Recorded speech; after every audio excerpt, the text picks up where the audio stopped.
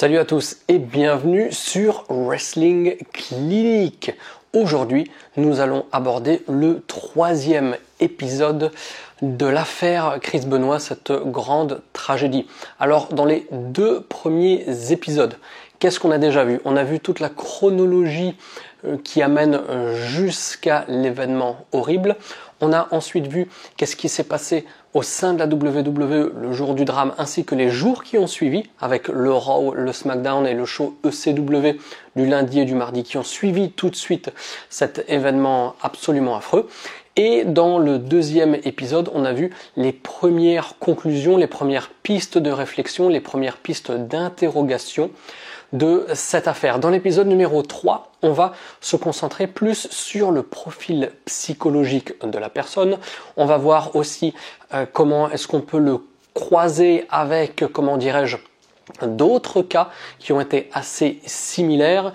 Et on va voir aussi un petit peu quelles sont les premières conclusions un peu plus poussées entre guillemets, mais qui ne sont pas du tout définitives, des différents experts qui se sont penchés sur la question. Et dans le prochain épisode, on verra tout ce qui touche aux produits anabolisants qui sont une des pistes, pas la piste privilégiée, mais une des pistes qui permettrait d'expliquer ce cas qui aujourd'hui encore demeure inexpliqué et sur lequel nous n'avons pas encore réussi à obtenir de réelles réponses définitives, que ce soit de la part des proches de la WWE ou des scientifiques qui se sont penchés sur la question. Alors au niveau du profil psychologique, eh bien, de manière générale, les personnes qui, entre guillemets, finissent mal et qui sont liées à des tristes sujets et des tristes événements comme celui-ci sont, pour leur entourage, des bonnes personnes, des maris aimants, des travailleurs dévoués.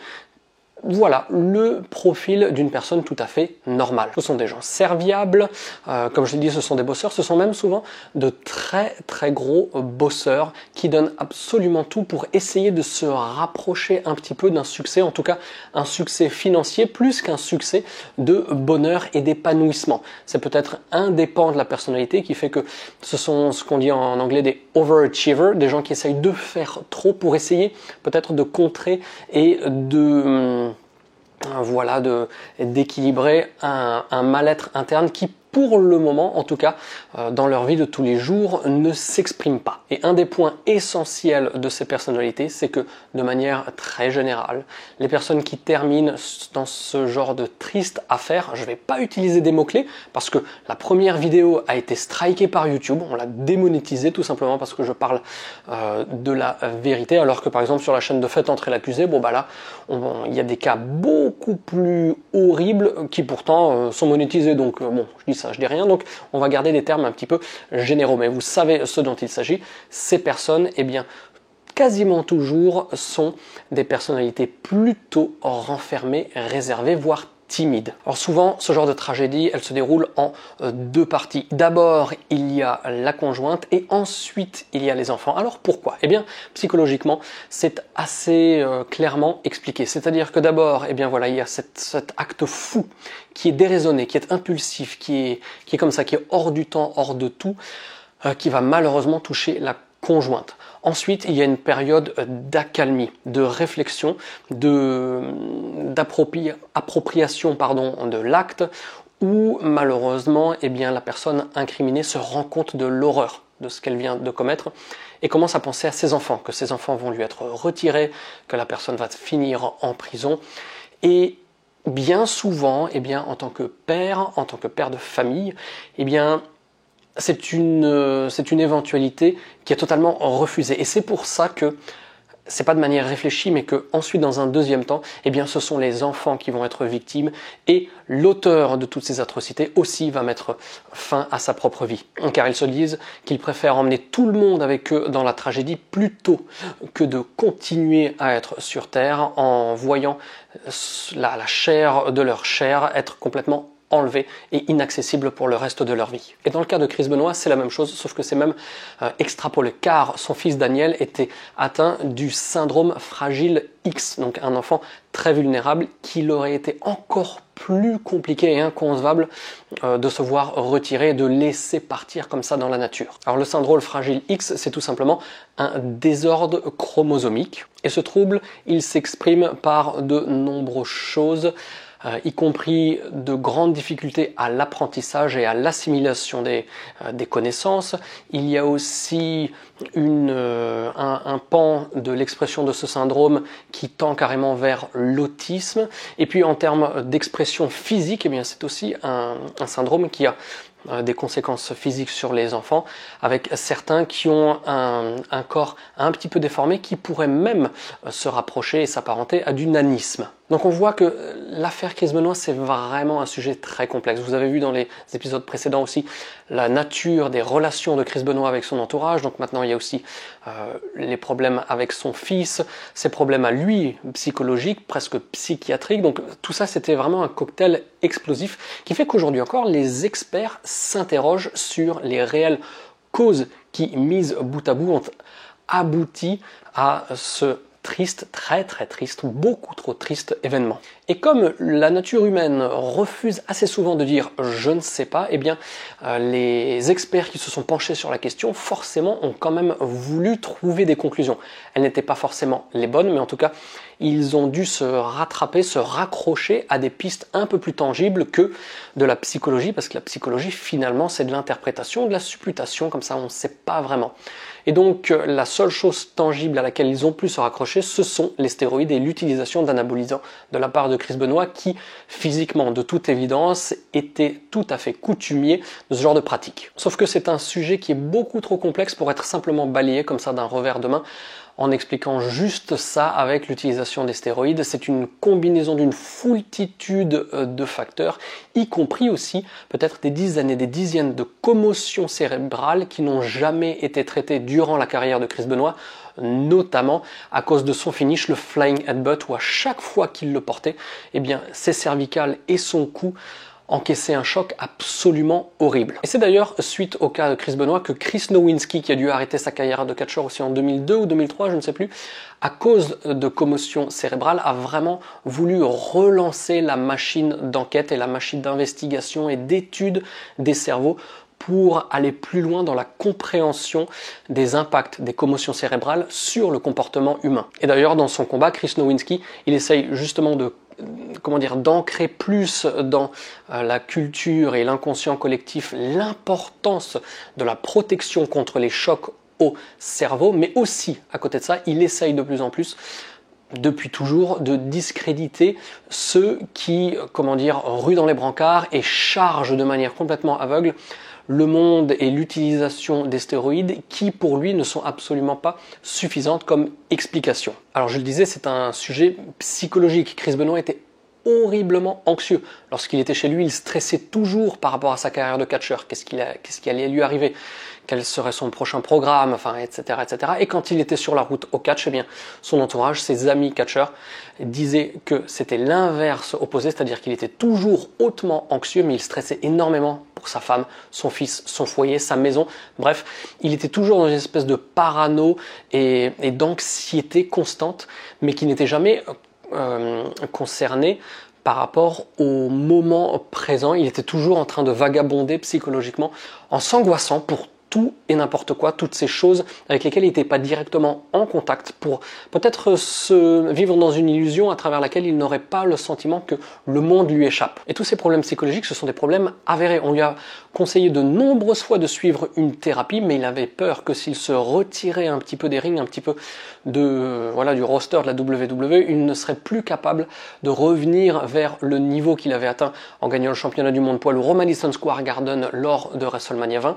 Et c'est aussi pour ça, on en a parlé d'ailleurs dans les épisodes précédents, qu'il avait vraiment peur d'être relégué, d'être mis sur le bord de la route, alors que la machine WWE continuerait d'aller de l'avant sans lui. Et c'est pour ça qu'il a toujours pusher énormément son apparence physique pour essayer de combler, de compenser ce qu'il pensait être des manquements, alors que de toute évidence, de par son talent dans le ring, il était au-delà d'une grande majorité, en termes de niveau, je le dis, au-delà d'une grande majorité des catcheurs de la WWE. Donc c'était une anxiété qui était vraiment psychiatrique et contre laquelle il était très très très compliqué pour lui de se battre, malgré le fait que son entourage, catcheur et privé, le reconnaissent et lui conseillent vraiment de prendre un petit peu de temps pour lui, voilà, comme une cure de désintoxication. Et par rapport à cette angoisse, on a vu dans les épisodes précédents que justement, il essayait de plus en plus de marteler son corps de gym et de produits pour être le plus gros possible, pour compenser. Et forcément,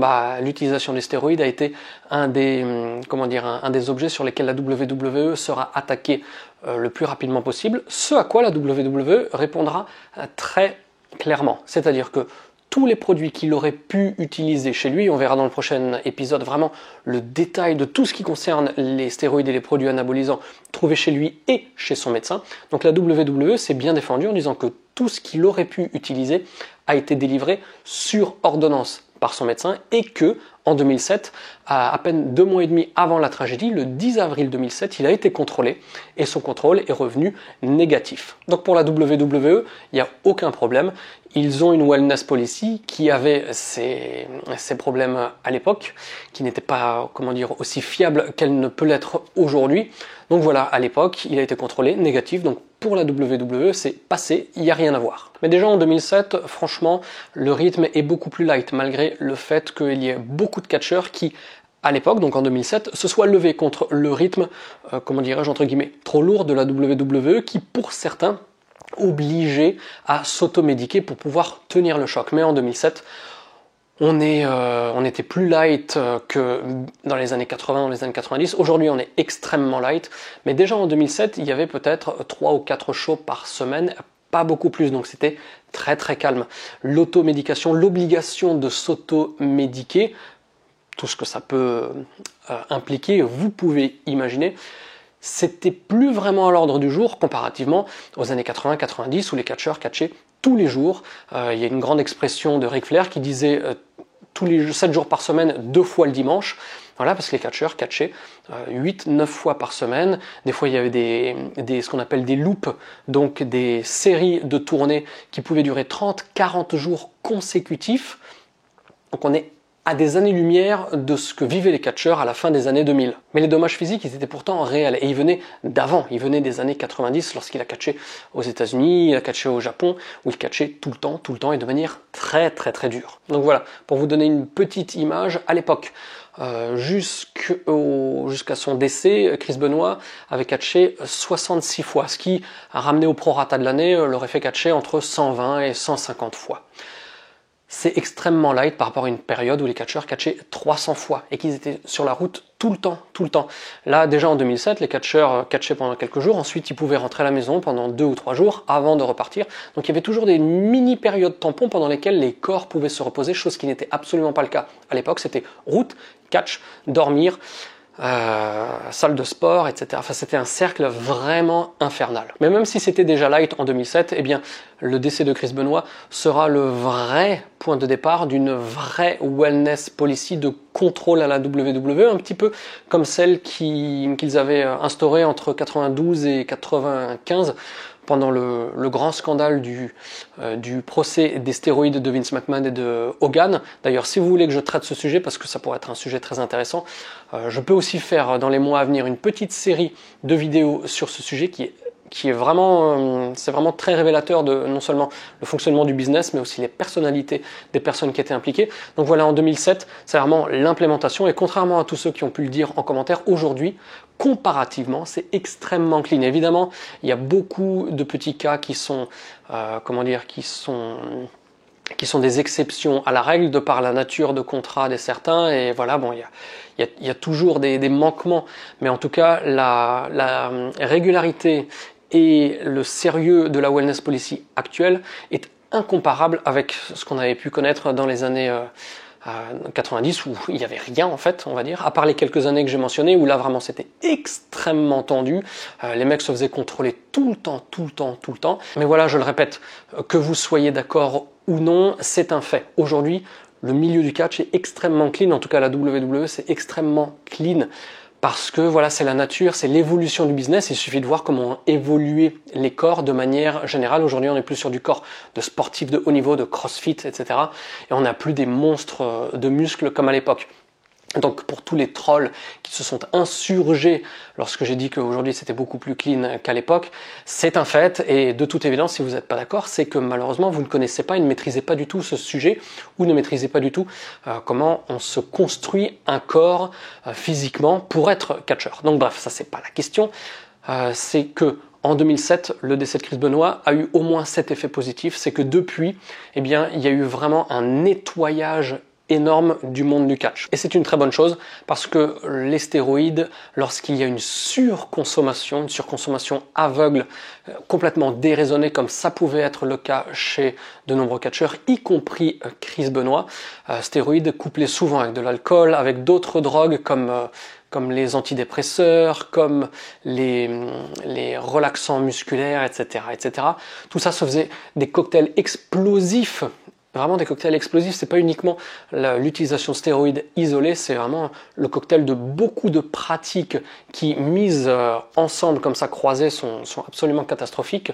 Et dans le prochain épisode, justement, les amis, je vais voir avec vous, je vais vous détailler qu'est-ce qu'on a découvert par rapport à l'hygiène de vie de Chris Benoit au niveau de son utilisation, au niveau des ordonnances, au niveau des produits qu'il avait chez lui, et tout ça aussi pareil pour son médecin. Qui est ce médecin qui lui donnait autant d'ordonnances? Est-ce qu'il avait le droit de lui donner autant d'ordonnances?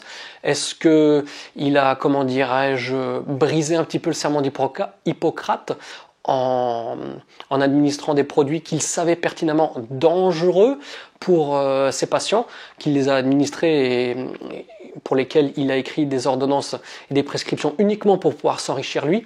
Beaucoup de questions, un sujet qui est encore plus profond, encore plus vaste et encore plus intéressant que la simple tragédie.